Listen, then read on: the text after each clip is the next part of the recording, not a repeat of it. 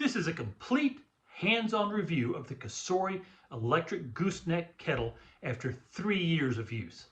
I'm going to show you the 5 features that I love about this kettle, along with the one issue that's going to be a deal breaker for a small fraction of users.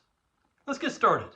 The first feature of this kettle that I truly enjoy is the range of temperature options that it provides.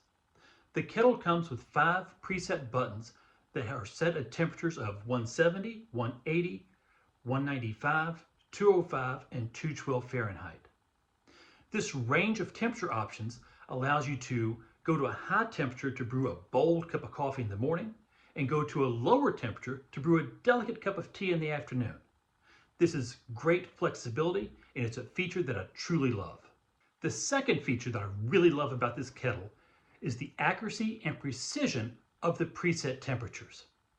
I can set this kettle to 170 degrees Fahrenheit, and when it comes to temperature, measure the water, and it is always either 168 or 169 Fahrenheit, just a fuzz less the temperature setting.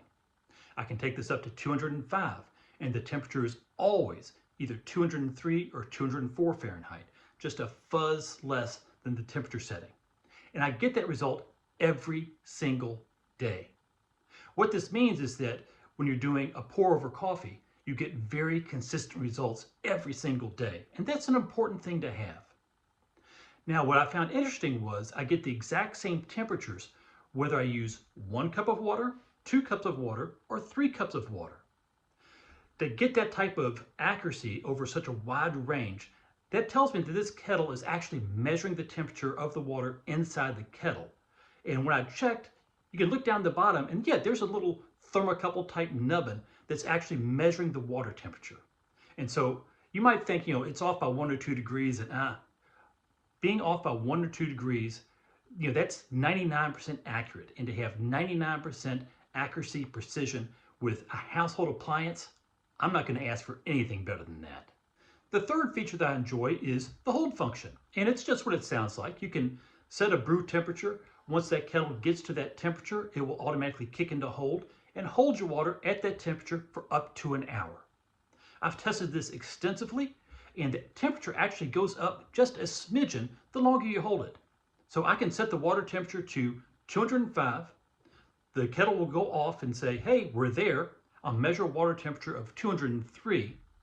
I'll let it hold for about 10 minutes, and the temperature actually goes up just a smidge to 204. So that's not a big deal to a lot of folks, but I do want you to know that it does have a hold function. It works great. It holds water temp at constant temperature for up to an hour. Another nice feature.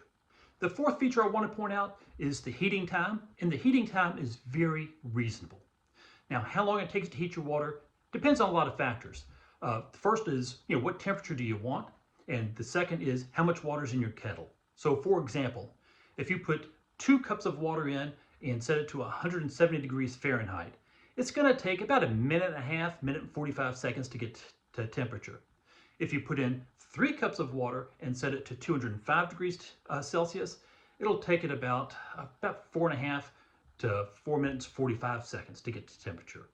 Either way, it's a very reasonable heating time. It's not super fast, it's not a super boil, but it is a very reasonable heating time, especially considering the accuracy and precision of the temperatures that you're getting. The fifth feature of this kettle might be the most important, and that is the gooseneck spout. The gooseneck spout allows precision pouring.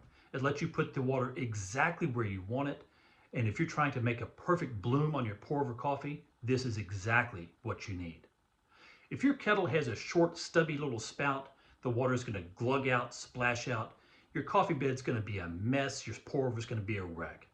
What you want is precision pouring. It lets you get the grounds exactly wet, exactly where you want them. It just makes for a much, much better pour over coffee. I can't tell you enough how much I truly enjoy the precision pouring that this gooseneck design allows. Now, despite all these features that I love on this kettle, there is one issue that's going to be a deal breaker for a small fraction of people. Now, if you're someone who buys good coffee, and by good I mean Starbucks, Pike Place, whole bean coffee, this is not going to be an issue for you. But if you're someone who buys great coffee, we're talking single origin, shade grown, 5,000 feet, roasted 3 days ago, then this is going to be an issue for you, because these ultra premium, boutique coffees, they have a target brew temperature of usually 198 to 200 degrees Fahrenheit. And that narrow temperature range is not available on this kettle. You have an option of 195 degrees Fahrenheit, and if you use that lower temperature, you're going to under extract flavors a little bit.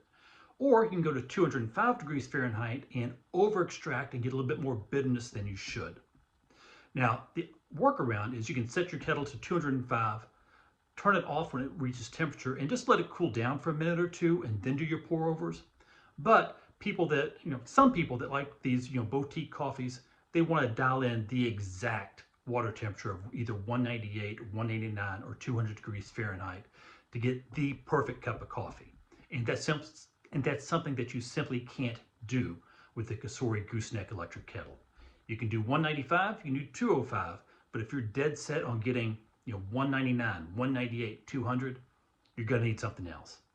But for everyone else, this kettle might be perfect. So I just want to share my thoughts on the kettle. It has 5 great temperature settings. The kettle is extremely accurate.